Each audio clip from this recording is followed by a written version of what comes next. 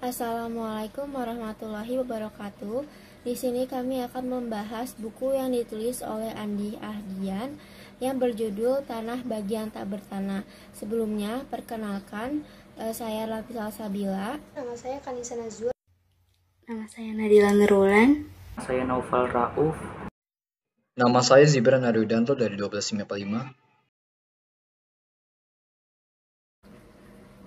Jadi, buku ini tuh mengupas kebijakan pemerintah Soekarno mengenai usaha-usaha land reform yang dilakukan dari tahap implementasi di daerah sampai konflik yang terjadi cukup rinci. Secara umum ada dua kategori yang dapat dibedakan dalam pola pemikiran tanah ini. Yang pertama ada pemilikan secara individual dan dapat diwariskan. Yang kedua, pemilikan komunal yang diatur dalam sistem rotasi tetap atau bergilir di antara masing-masing petani penggarap desa. Perkembangan praktik tanah komunal lebih merupakan kreasi kolonial sejak berlakunya sistem tanah paksa di Hindia Belanda. Selama kekuasaan interregnum Inggris di Hindia Belanda sepanjang tahun 1811 sampai 1816, Inggris di bawah Gubernur Jenderal T.S. Raffles memproklamasikan prinsip penguasaan negara terhadap tanah atau domain fair clearing. Berdasarkan prinsip tersebut, para petani diwajibkan membayar pajak dalam bentuk uang dikarenakan kedudukannya menyewa tanah negara.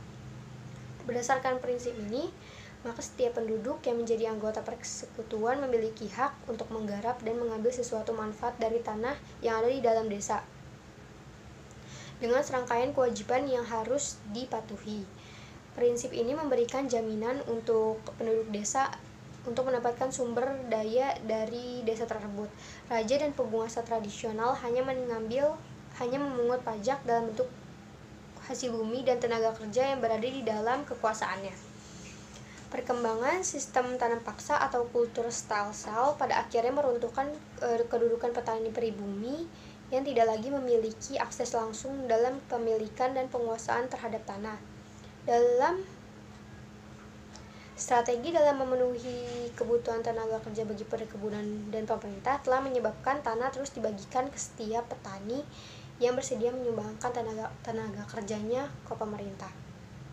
Akibat langsung dari proses ini adalah meningkatnya fragmentasi tanah karena tuntutan akan tenaga kerja yang terus bertambah menyebabkan semakin banyak tanah yang harus dibagikan pemerintah ke petani.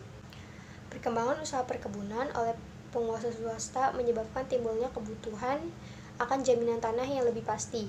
Adapun Undang-Undang Agraris Cewet tahun 1870 yang berbunyi kesempatan pemilikan tanah secara individual atau hak eigendom terhadap tanah dan penghapusan sistem penggarapan tanah komunal yang berlaku sebelumnya. Pada awal abad ini, ditunjukkan pula oleh merosotnya nilai tukar produksi pertanian terhadap hasil industri. Para petani di pedesaan pada tahun 1939 harus membayar 2,5 kali lipat daripada tahun-tahun sebelumnya. Memburuknya hubungan agraris dan diferensi sosial. Seiring perkembangan kapitalisme dan meningkatnya komersialisasi di pedesaan, kontradiksi dalam sistem penggarapan meningkat tajam dan dengan semakin memburuknya hubungan agraris di pedesaan. Diferensiasi di pedesaan semakin tajam ketika penetrasi kapitalisme semakin intensif. Sebagaimana terungkap dari penelitian Jan Breman tentang proses reforma agraria awal. Beberapa faktor yang perlu disebutkan di sini sehubungan dengan terjadinya pergeseran tatanan agraria di Jawa sejak tanam paksa maupun perkebunan swasta adalah proses monopoli tanah di kalangan minoritas elit desa dan pengingkaran hak rakyat atas tanah baik dalam pembukaan maupun penggarapan tanah. Penguasaan tanah di pedesaan. Periode kolonial sampai dengan kekuasaan pemerintah, Republik dengan tegas menunjukkan perkembangan pola hubungan sosial yang menandai basis produksi agraria di perdesaan Jawa. Keterbelakangan dan kondisi ekonomi nasional. Kehidupan masyarakat Indonesia sejak dekade 1950-an hingga awal 1960-an diwarnai oleh kemunduran ekonomi yang pada umumnya berkaitan dengan kemerosotan nilai ekspor bahan mentah di pasar dunia, yaitu Amerika Serikat dan Eropa Barat, dan kenaikan nilai impor barang-barang hasil industri. Perkembangan gerakan tani. Pemberontakan Petani Banten pada tahun 1888, Jakarta, Pustaka Jaya 1984. Kajian serupa tentang fenomena keterlibatan politik kaum tani pada abad ke-20. Yang paling menarik dalam memahami fenomena perkembangan gerakan tani di Indonesia sejak periode revolusi adalah gambaran yang menunjukkan bahwa gerakan tani di Indonesia sejak awal memang memiliki karakter yang bersifat nasional. Dapat dilihat dari kemunculan organisasi petani yang pertama, yaitu Barisan Tani Indonesia, sejak Kongres pertama tanggal 25 November 1945. Para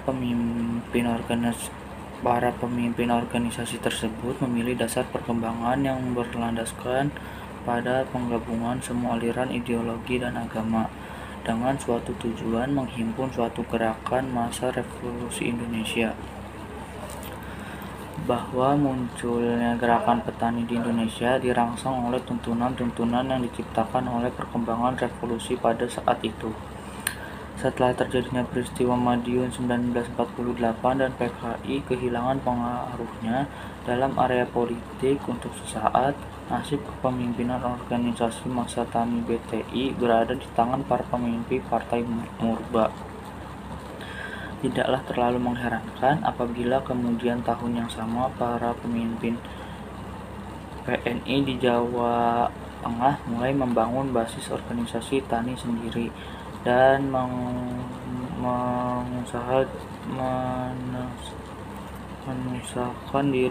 memisahkan diri dari BTI. Dalam kongres pertama mereka tahun 1950 disepakatilah terbentuknya Petani, yaitu Persatuan Tani Nasional Indonesia, sebagai basis pengorganisasian massa tani sesuai dengan orientasi politik yang mereka miliki. Namun sekali lagi perlu ditekankan, sepanjang periode awal 1950-an, perbedaan orientasi politik tidak menyebabkan organisasi-organisasi ini saling berbeda dalam mengurus masalah-masalah yang dihadapi oleh kaum tani yang mereka wakili.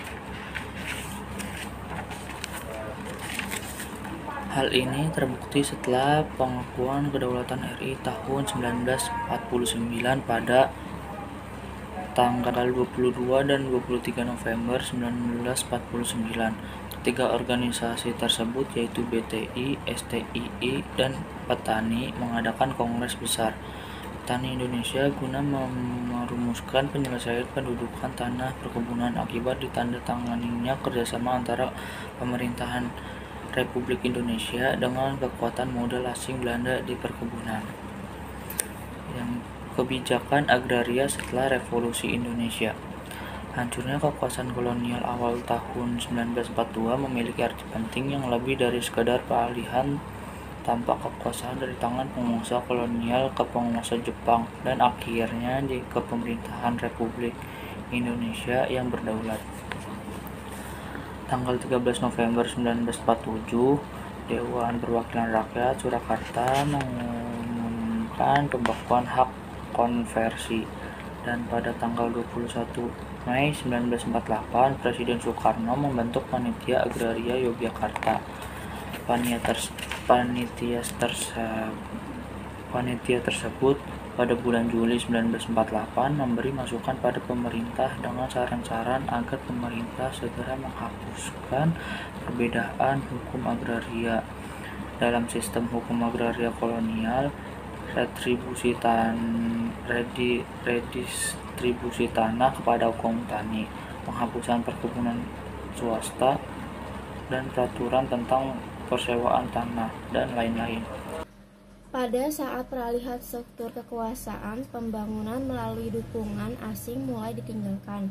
Saat program kabinet pertama yang diumumkan oleh Soekarno pada tanggal 17 Agustus 1959 mempersembahkan pidato yang berjudul Penemuan Kembali Revolusi Kita yang dirumuskan oleh Manifesto Politik yang menjadi dasar ideologi kekuasaan pemerintah demokrasi terpimpin. Nah, sebelumnya apa sih manifesto politik itu?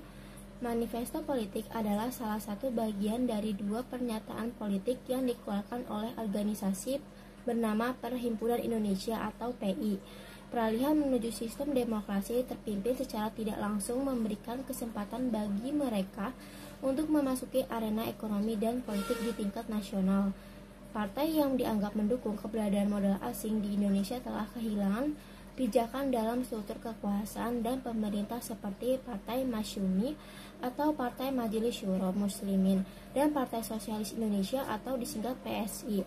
Presiden Soekarno mengatakan mengenai dasar kebijakan ekonomi negara pada saat pengambilan alih perusahaan Belanda dalam rangka perjuangan pembebasan Irian Barat adalah langkah yang amat penting sekali, ditegakkan dalam pasal 33 UUD 1945 ayat 2 dan 3.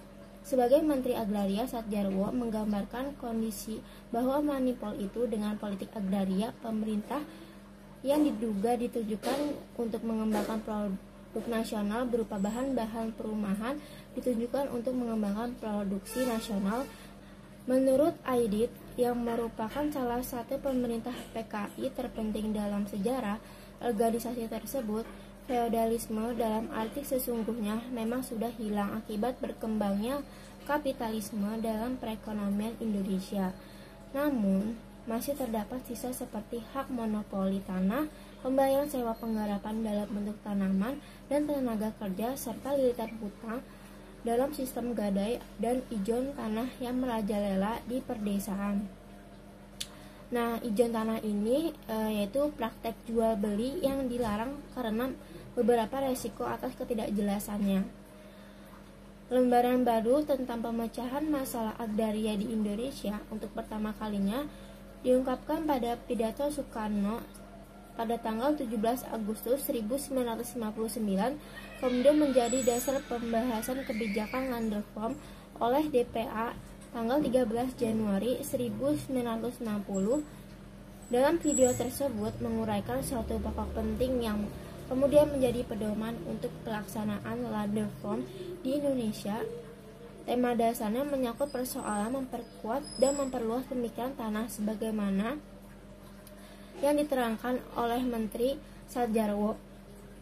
Land reform dilandasi pertimbangan pemerintah terhadap kondisi sosial masyarakat bahwa tanah seluas 0,5 hektar tiap keluarga, perimbangan pemilikan antara mayoritas kaum tani dan petani kaya yang memiliki tanah ratusan hektar, 40%-nya petani kaya dan 60%-nya petani miskin. Dalam sistem tuan tanah, bentuk aktivitas pertaniannya tradisional. Mayoritas kaum tani yang seringkali bertentangan dengan kebijakan pemerintah sendiri dalam banyak hal sejak Republik berdiri 2 bulan kemudian setelah berlakunya sistem perundang-undangan dasar agraria. Saat Satjarwo menguraikan prinsip-prinsip pelaksanaan land reform yang dijalankan, yaitu land reform non-komunis, land reform anti-kapitalis. Dalam kesepakatan yang sama, organisasi petani ulama atau menyampaikan tanggapan yang secara prinsip mendukung kebijakan land reform ini, tapi tetap menghormati pemerintah sesuai dengan ajaran Islam. Pada tanggal 24 September 1960, Undang-Undang Nomor 5 Tahun 1960 ditetapkan oleh pemerintah Belanda dilaksanakan berdasarkan batas maksimal dan minimal pemilikan tanah. Tuntutan dan tindakan terhadap kemacetan land reform. Dalam sidang pleno TCPKI Desember 1963, DN Aidit menegaskan bahwa dari sekitar 1 juta hektar tanah lebih, baru terdaftar sekitar 200.000 hektar. Dari jumlah tanah yang terdaftar, baru sekitar 9% atau 18.000 hektar yang telah dibagikan kepada kaum tani. Akibat dari kesulitan ekonomi pada saat itu, penyitaan tanah milik tuan tanah tidak perlu dengan ganti rugi.